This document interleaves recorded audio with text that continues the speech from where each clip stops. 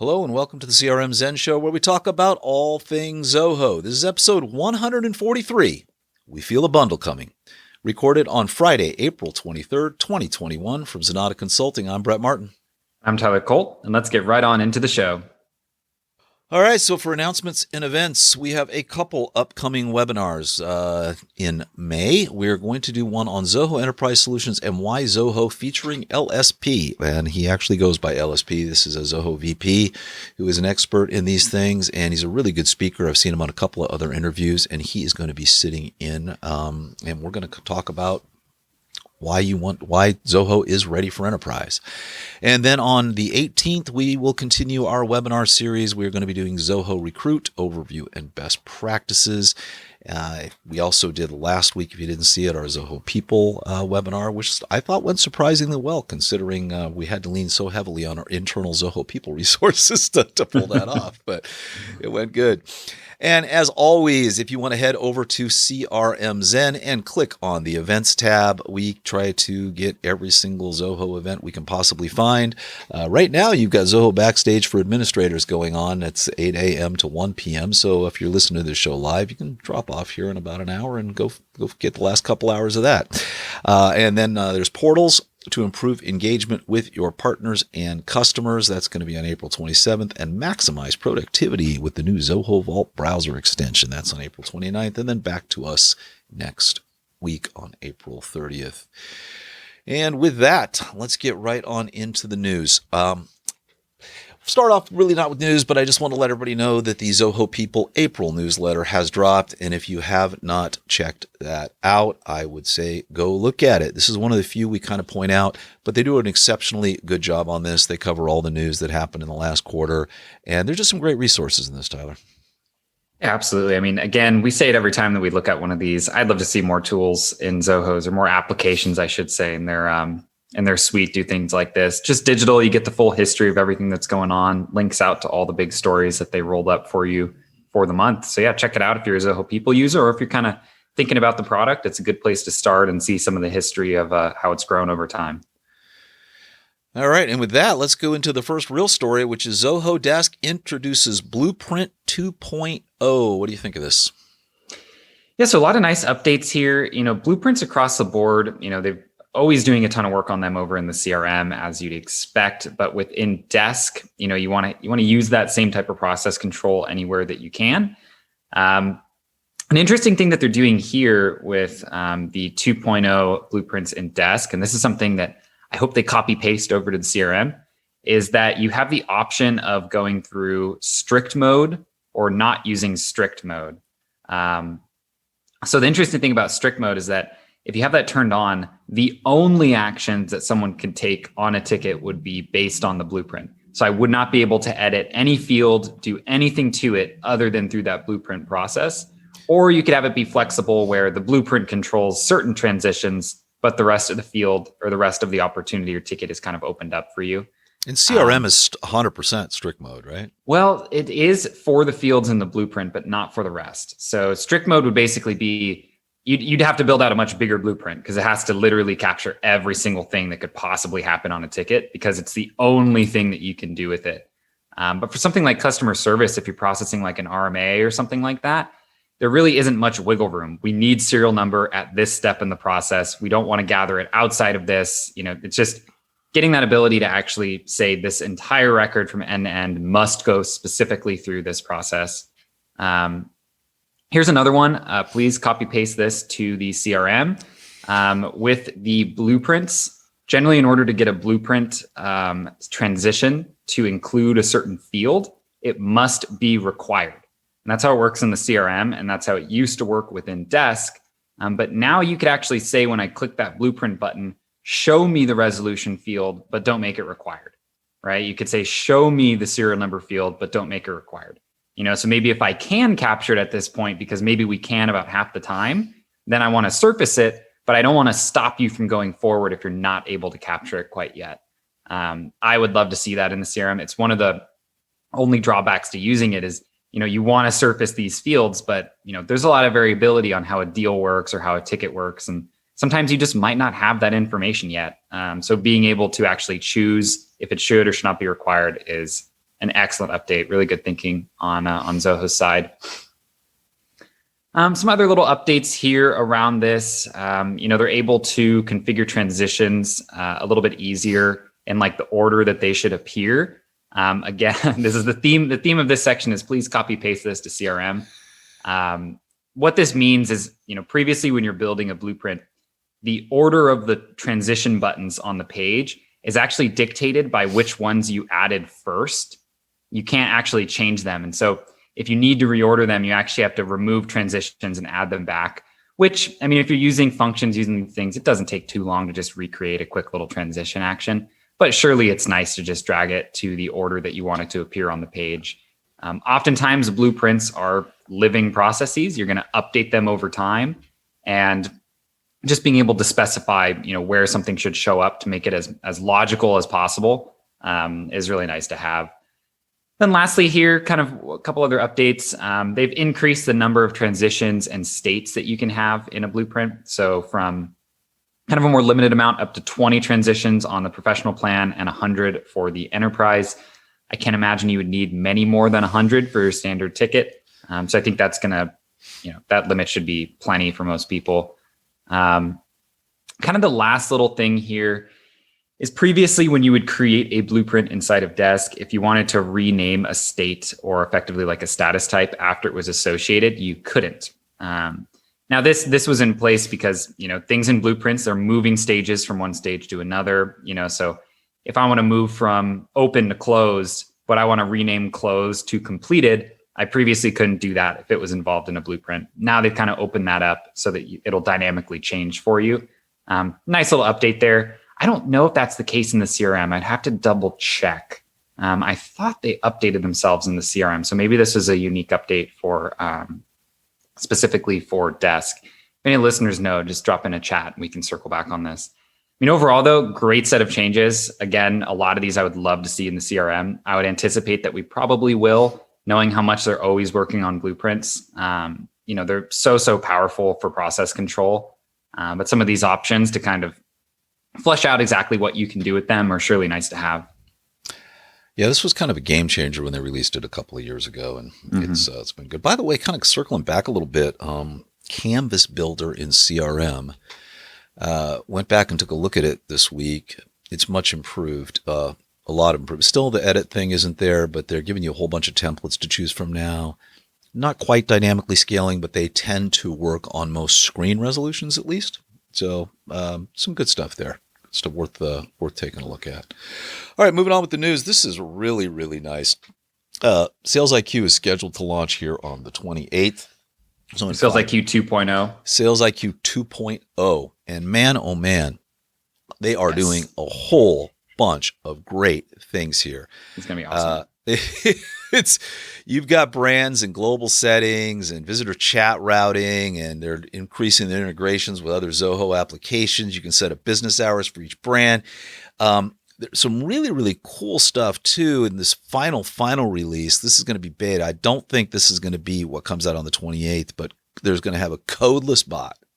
So finally, you can have a chat bot with no coding, a profanity library, but also you're going to be able to fire off FAQs and unanswered questions and all sorts of stuff through the chat bot itself. Channels, widgets, form controllers. I don't know what plugs are, but I think that's maybe plugins.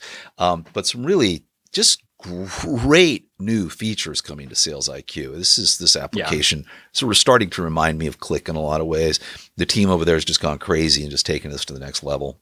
Yeah, and that codeless bot can't come soon enough. We haven't talked about Zobots in a little while. I mean, they're basically the way to build a conversational AI, inside of your SalesIQ, right? So someone's on the chat or on the website for 10 minutes or 10 seconds. Maybe you want to prompt them and say, hey, do you need any help? Are you an existing customer, or do you want me to leave you alone? Right. And based on their actions, you kind of branch through a whole process.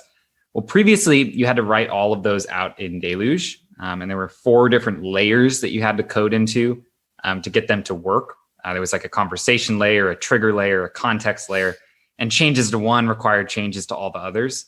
And so it was all doable, but it just kind of unattainable unless you're willing to really, really dive into that deluge and take many, many, many hours to build out a bot.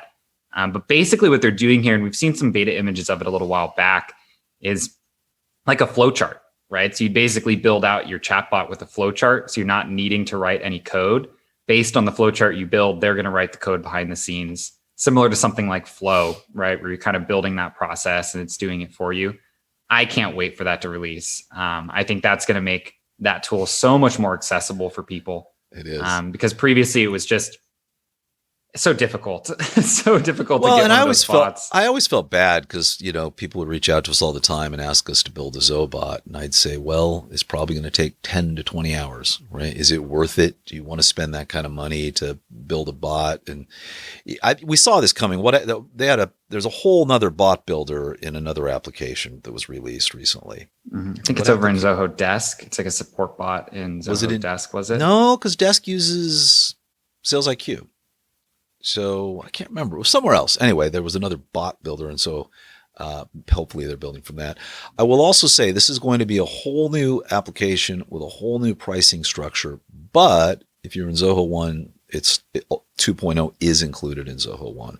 There's an entire chat down here where this paragraph is that ends the kind of post is rather ambiguous. And then you have people asking, and then the answers are kind of clear, but not. But finally, at the end, someone says, just to be sure. So we do get this brand new version if you are in Zoho 1. Kevin in the chat's letting us know that other bot was in Recruit. It's on your like candidate portal. You could have a little bot there, and it was for that one's actually powered by Zia.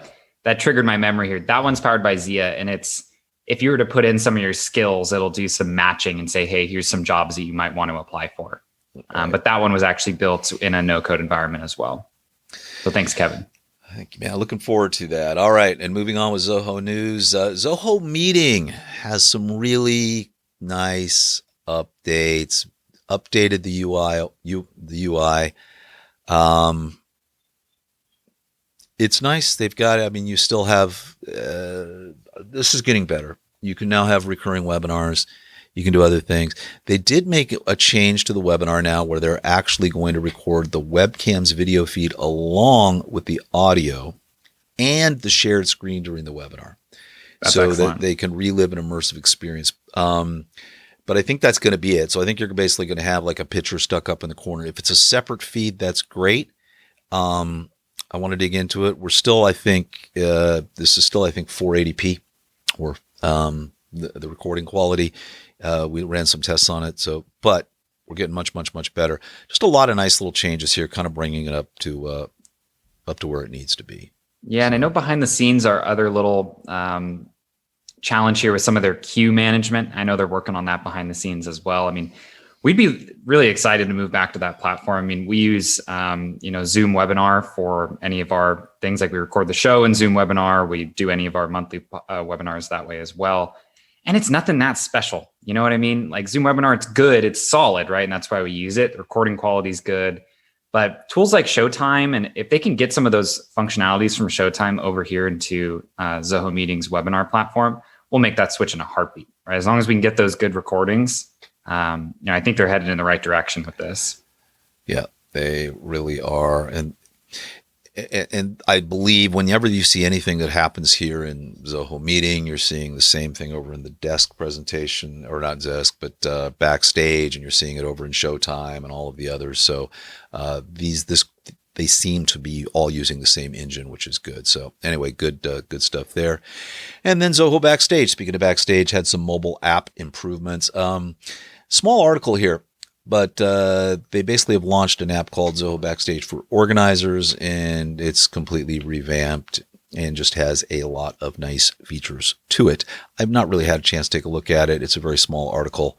But it looks like, just looking at the few images they have here, it's a completely revamped UI for the Backstage app.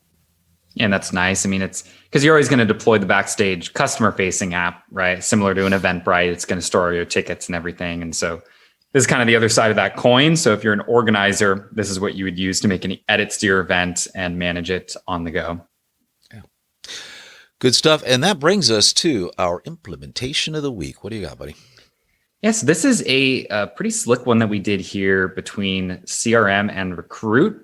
So one of the actual interesting things with CRM and Recruit is that they have actually built those tools with third-party recruiters in mind, right? So there's actually a pre-built integration just in your little connections tab in the marketplace, where you can actually say when a certain deal hits a particular deal stage, go ahead and make a job opening for it. So if you're recruiting on behalf of your clients, definitely something you're going to want to take a look at. It's rock solid. One of the really nice things about it is that when it actually goes to create that job opening record, it will create it with the exact same deal name that you have, and you can map any of the fields that you want to carry across as well. So things like maybe you've talked in the sales process about a goal start date, number of employees that they want to hire, right? So just using their pre-built integration, nothing fancy, right? We're passing all that information over to Recruit. But the interesting challenge for this client was that, people are going through that hiring funnel. They're getting hired for job opportunities. But as they were standing, before we kind of started on this, those candidates never really made their way back to the CRM. So if you were the salesperson looking at the deal, it wasn't really clear how many people had actually been placed and who those people were who had been placed. And so if you're invoicing based on those hired candidates and the salespeople are going to be doing that invoicing, it's kind of tricky for them because they're in CRM, they're working there, and then it's invoicing time. I have to go over to Recruit, find the job opening. It's a different UI. It's not where I live on a day-to-day. So basically what we did is we created a little custom module under the deal. We called it hired candidates. And once a candidate hits that hired status over in Recruit, we actually run a deluge function to map that information over to the CRM. Again, the nice thing is because that Recruit integration is going to always create the job opening with the exact same name as the deal. It's really easy to find the deal back in the CRM in our code and log that candidate underneath it. We kept that module pretty simple. It's kind of like name, the state they're in, basic contact information, and then a link back to the record in Recruit. So if you do need to ever go and check what that process was like, we thought, is the juice worth the squeeze to copy every single thing that happened in Recruit over? Probably not. So we'll just do a link, right? If you ever do need that additional information. And then last but not least, we kind of created a little workflow where based on those candidates' start dates and when they're hired, there's kind of like a list function to go ahead and generate some invoices to go out based on those hired candidates. So kind of the long story short is just that with that default integration, you get a lot of what you need between CRM and Recruit if you are that kind of third-party recruiter. But this kind of connects that last dot of, who did we actually hire for this deal, right? Because unless you do this, you just kind of know you got some stage mappings back and forth as things are happening. You don't actually have the unit information of those placed candidates. That is pretty slick. It's really slick. And I want to highlight too, like a big part of the heavy lift here is already done by Zoho, right? Their integration between CRM and Recruit is rock solid. It's similar to how it works with like projects, right? Where you kind of map like, hey, I want the project name to be the deal name. I want end date to be, or start date to be closing date. And you kind of just line up those fields. Works exactly the same way. Automation goes off and then you're off to the races. Nice. All right, let's move on to this week's read. Hey, we're pulling this one directly from the Zoho blog, and this is Go Paperless with Earth Day. Just a nice little 5-minute read, talking really about how you can save paper and the fact, there's been this huge change. It's amazing. The United States uses about 10,000 sheets of copy paper every day. It's a lot. Well, the average worker in the U.S. The average office worker in the U.S. uses 10,000. Oh, that must be a year, right? 10,000. That's a lot. I can't believe that. Is it really? It's got to be a year. It's got to be a decade. Look, paper usage has gone way down anyway. But really, this is just a nice thing saying, you know what? Go ahead and use Zoho Sign, save some more trees. But there's some interesting statistics in here as well. But, if you remember back, I don't know if you're old enough, Tyler, but I mean, man, oh man, copy machines used to run 24/7 and they were just cranking out and there's really not a lot of need for that anymore. So anyway, nice little article here on Earth Day and the effects of the environment and how Zoho can help you do that. I think, if you're running Zoho, you're mostly paperless across the board anyway. I'm not sure there's one Zoho product that where you'd really need does anything with paper. Yeah, nothing at all. All right. And then let's move over to Zenatta.com. Speaking of Zoho Backstage, we've got a great article on Eventbrite versus Zoho Backstage. This one I greenlit because having used both of them extensively, I think Zoho Backstage has not only caught Eventbrite, but passed it in many ways. And so there's some just a nice long form article that kind of takes you step by step. And I think if you look at the overall costing, the big one, if you sell tickets, Zoho Backstage doesn't charge you anything. It's kind of huge. There's a lot there. And I think this application's just gotten so good because Zoho does so much with it.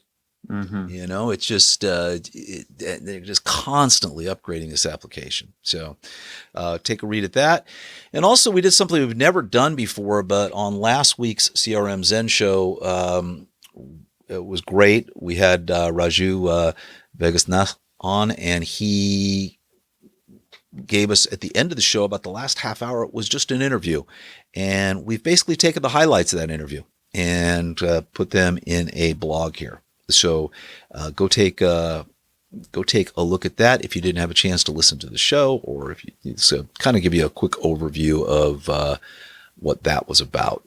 It was so anyway, fairly nice interview. I really enjoyed that last week. How about you? Yeah, it was great. It's always interesting to kind of see, the high level vision of where they've always been trying to go with the company and like why certain decisions are made. Why are they priced a certain way? What was their goal from day one and how it panned out. So it was a really good conversation with Raju. Yeah. I mean, his passion, dude, that guy, man, I mean, you can't fake that. He definitely deeply feels it, and his passion for Zoho just comes through. And if you missed it, we did our Zoho People Overview and Best Practices webinar on Tuesday. I guess it was Tuesday of this week. And so you can go ahead and check that out over on YouTube as well. And then we found another resource guide, lead generation advanced guide. Shows Zoho put this thing out. So we've found yet another little 13-page guide on lead gen. So go ahead and take a look at that. I don't know where these come from. I don't know how we can keep continuing to find them, but we do. All right. And that brings us to our application of the week. So check this thing out. This appeared in the Zoho Marketplace, but it's not really a marketplace app. It's just kind of there, but you actually go to the site, you give it permission to connect. First off, let me tell you what this is. It's called ByBrand.io, and this is a email signature generator for everybody in your organization. So they all have exactly the same email signature, the same formatting, the same look and feel. Inside this application, you can connect to Zoho and just choose the user and push the signature over. It goes into their user profile and updates that signature with the perfect signature every time. Very cool. It's really cool. Simple to set up, simple to use. Lots of integrations. So you not only can do this with Zoho CRM, but you also can do it with Google and drop it right in there. And Zoho Desk is out as well. By the way, yesterday this said coming soon. So Zoho Desk is now done. And then Zoho Mail is on its way. But wow, I mean, it's got, we have used something called Wise Stamp, but basically we create one, we dump the HTML, we make all the changes, we send it to everybody, they cut and paste, and then they drop it in. But with this tool, you can just dead simple, go ahead and just create the signature and just drop each one into everybody's signature box. I wish we found this a couple months ago. We changed over how we manage our signatures. So our senior consultant, Josh, high attention to detail guy, and he got pretty frustrated because, that process, right? When you're copy pasting these different signatures all over the place, things end up looking just slightly different. And, so he actually built a creator tool that, once we have all of someone's information in, you click a generate signature button, and it basically just gives you the HTML formatted signature to go drop in everywhere.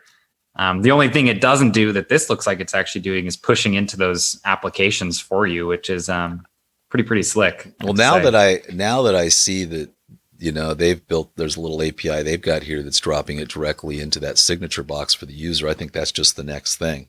Yep. Right. I will say though, the creator script, according to Josh, was a little bit of a bear to get that HTML to look perfect. He did it nonetheless. He did it, but this might be a little bit easier for the non-developers in the room. Yeah. Anyway, it's just a cool little application. There's one out there for Ystamp that, like I say, it's good. It's the pricing on this though.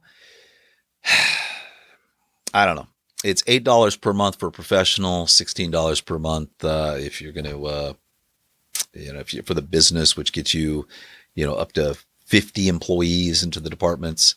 It might get a little expensive just to generate a signature, Yeah, it's interesting with tools like this when they have a monthly charge. I guess it's assuming that, you're going to be adding employees all the time and things like that. But, if you're adding additional email signatures that you need to do or additional employees, it's 50 cents per employee per month for a signature. So at the end of the day, I mean, it's peanuts versus, a lot of the costs in your business, but it's just always interesting because everything has to be a subscription, but right.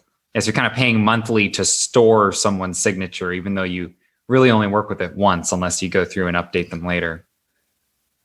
Yeah. And I think that this is a $50 a year thing that I would never think about if you want it to be a subscription, right? Because you add new employees, get rid of employees, this is just a phase. Just go ahead and push their signatures out. I hope they do something with it. Anyway, it's a cool idea, guys. So by brand, good job. I don't know why someone hadn't thought of this before. I guess Ystamp kind of did, but in a whole different way. It's, dynamically generated plugin, and it's mostly for Google. But, and these guys have to be Zoho fans looking at, the fact that it's Zoho. They have 3 Zoho apps here, right? You don't see that a lot. So, it looks like they're going to do Zapier, which means it'll work with pretty much push to anything down the road. If they can get that working. Cool stuff. All right. And that brings us to our tip of the week. And that is basically we are doing our beginner's guides. And this one we did on the chart of accounts.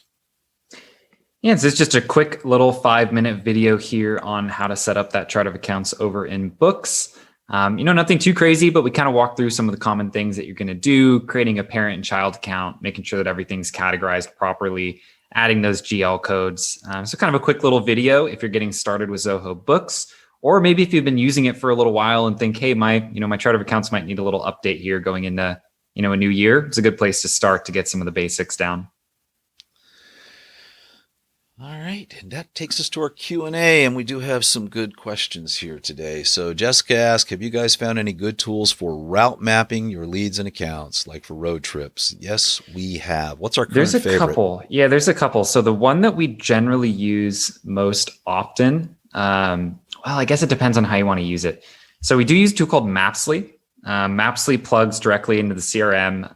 It's basically built for Zoho. They have a couple other integrations, but that was their main target when they came out. Integration's rock solid. It does both territory mapping and route mapping. I will say the one thing I don't know about that is how's that going to work on a mobile? I've used it more for territory mapping than I have for routing. There's also Badger mapping. That's a great tool. They do both as well. I think they have a mobile app. And lastly, Zoho actually put out a tool called Route IQ. Yeah, Route IQ a little while back. Yeah. I will admit we haven't played around with it too much yet.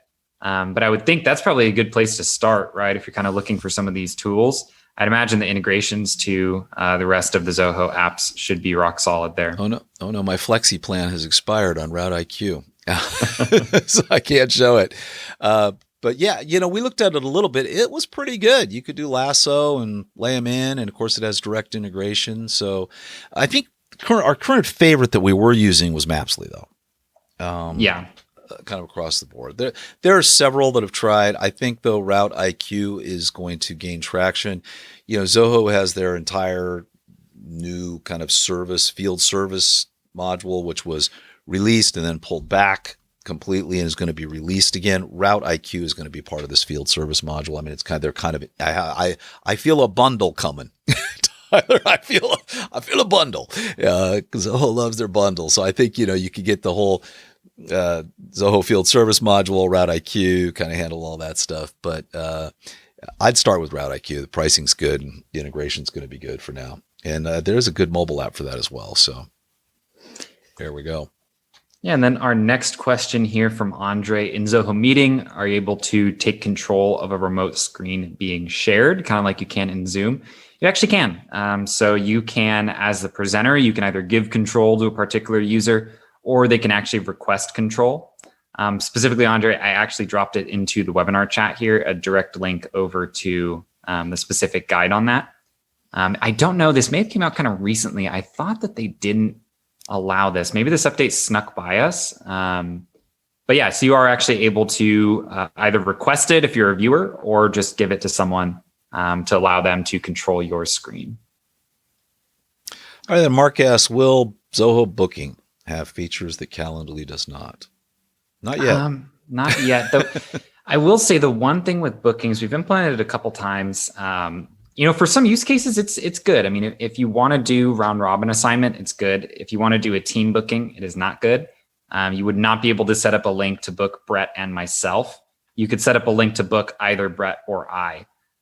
The one thing about bookings, though, that I will say is really nice is on any actions that you're taking. So a booking is scheduled, rescheduled, canceled, you can run deluge code. And so for integrating with the rest of the CRM or the rest of the Zoho ecosystem, that's going to be really, really nice. There's just a couple little features that aren't quite there yet, at least in our opinion. We still see every now and then little time zone issues and things like that. I know they're working on that tool a lot. I'd love to switch over to it because Calendly isn't doing anything that special. You know what I mean? But for right now, we're still on Calendly for a reason. Yeah, I mean, honestly, we'd still kind of be stuck right now because if Zoho Booking actually just fixed the group booking problem, right? That they still don't have a lot of integrations with third-party collaboration tools such as Zoom and GoToMeeting. And so the problem you have there is that they basically work very well with Zoho Meeting.